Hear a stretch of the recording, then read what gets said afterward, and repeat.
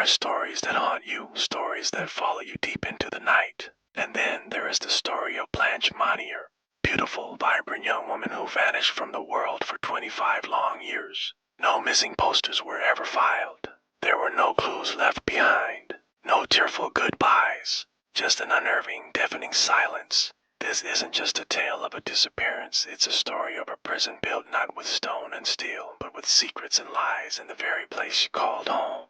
Before the darkness fell, Blanche Monnier was the darling of high society Paris. Born in 1849 into a well-respected aristocratic family in Poitiers, she was known for her exceptional beauty, her charm, and her lively spirit. She was the kind of woman who turned heads wherever she went, a bright light in the city's elegant social circles. Men from wealthy families lined up to court her, and society praised her as the perfect example of a well-bred young lady. Her future seemed to stretch out before her, a path paved with gold, promising a prestigious marriage and a life of comfort and luxury. But as we all know, the brighter a flame burns, the darker the shadows it casts behind it. And behind the respectable facade of the Monnier family, a terrible shadow was growing, ready to swallow Blanche whole. One night, she simply vanished. She didn't run away. She didn't leave a note. To the outside world, it was as if she had evaporated into thin air. Her family, her mother Madame Louise Monnier and her brother Marcel, put on a public display of grief. They cried, they mourned, they told everyone their beloved Blanche was gone.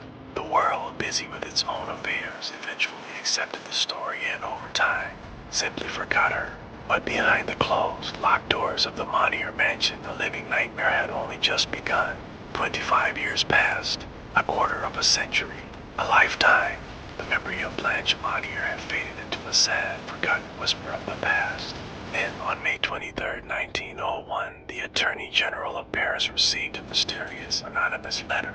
The handwriting was hurried, the words filled with a chilling urgency. It read, Monsieur Attorney General, I have the honor to inform you of an exceptionally serious occurrence. I speak of a spinster who was locked up in Madame Monnier's house, half-starved, living on a putrid litter for the past 25 years, and a word in her own filth. The police were stunned. The Monnier family, they were pillars of the community. Madame Monnier was known for her charitable works, her piety. Her son, Marcel, was a respected lawyer. The accusation seemed preposterous, the ramblings of a madman or a disgruntled servant, holding someone captive in their own home. It was unthinkable, yet the detail in the letter was too specific to ignore. Despite their skepticism, the authorities decided they had to investigate. They dispatched officers to the Grand Monnier mansion. When they arrived, everything on the surface looked perfect. The house was clean, quiet, and impeccably maintained, the very picture of upper-class respectability. But as they stepped inside, a foul, overpowering stench hit them. It was a smell of decay, of something long forgotten and left to rot. It clung to the air, growing stronger as they moved deeper into the house. The officers began their search, moving from one pristine room to the next. The ground floor was immaculate. The main bedrooms were tidy. Nothing seemed out of place. But the putrid smell led them upstairs, down a dark corridor to a small, unassuming wooden door at the far end of the hall. The door was different. It was locked from the outside with a heavy padlock, rusted with age. The edges were sealed tight, as if it was never meant to be opened. A strange, chilling silence emanated from behind it. The officers ordered the door to be broken down. With a splintering crash, the wood gave way, and they forced it open. What they saw next would haunt them for the rest of their lives. The room was pitch black. The only window had been boarded up and sealed shut, blocking out every last trace of sunlight. The floor was covered in a thick layer of rotten food, feces, and filth. Insects crawled over every surface, and in the corner, on a soiled, straw-filled bed, lay a figure. It was a woman, but she was barely human. She was skeletal, her bones visible beneath her pale, translucent skin. Her hair was a long, tangled, matted nest, and her eyes were huge, wide with terror, staring into a void that only she could see. When an officer approached her, she shielded her face from the sudden intrusion of light. A creature of the dark, in a frail, barely audible whisper, she spoke her name. My name is Blanche Monnier. The girl who had vanished from Paris 25 years ago was alive. The discovery sent shockwaves across France and the world. The skeletal woman, weighing a mere 55 pounds, was immediately rushed to a hospital. Her mother, Madame Monnier, and her brother, Marcel, were arrested on the spot. public was horrified and demanded answers. Who could commit such a monstrous act? Who could lock a young woman away for 25 years, starve her, torture her, and systematically destroy her mind? Everyone assumed it must have been a kidnapper, a hidden enemy, a deranged stranger. The truth was far more shocking. It wasn't a stranger. It was her own mother. The reason for this unimaginable cruelty was heartbreakingly simple. In her youth, Blanche had fallen deeply in love, but her chosen suitor was not a wealthy aristocrat. He was a lawyer, older and without a fortune. For Madame Monnier, whose family pride was everything, this was an unacceptable disgrace. She forbade the marriage. Blanche, spirited and in love, refused to give him up. She fought back. She argued. She defied her mother's will.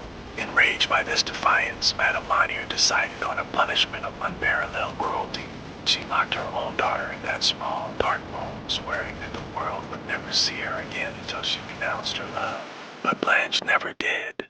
So, for 25 years, she remained in that living tomb. No sunlight touched her skin. No fresh air filled her lungs. No human voice spoke to her with kindness. Just darkness, hunger, and the crushing weight of hopelessness waiting for anyone to open that door. Doctors did everything they could for Blanche. They cleaned her, fed her, and cared for her physical needs. She slowly gained some weight, but the damage was done. Her spirit was irrevocably broken. A quarter of a century in total isolation and darkness had shattered her mind. She could no longer understand the world outside her room. The light hurt her eyes. The sound of human voices frightened her. She was haunted by the memories of her long, dark imprisonment. She would spend the rest of her days in a psychiatric hospital, a prisoner not of a locked room, but of the darkness she had survived. And what of the mastermind behind this horror? Her mother, Madame Monnier, died of a heart condition just 15 days after Blanche was rescued, before she could ever stand trial or answer for her crimes. Her brother Marcel was initially convicted but was later acquitted on appeal, arguing he had no duty to rescue. He walked free. Blanche Monnier, the girl hidden from the world, outlived them both. She died in 1913, having spent the last 12 years of her life in the gentle care of the hospital. Finally free from her mother's prison, but never free from its scars. Some prisons have bars, others have walls. But the worst, most inescapable prisons are the ones built by the people we are supposed to trust the most. This was the tragic life and unimaginable suffering of Blanche Monnier.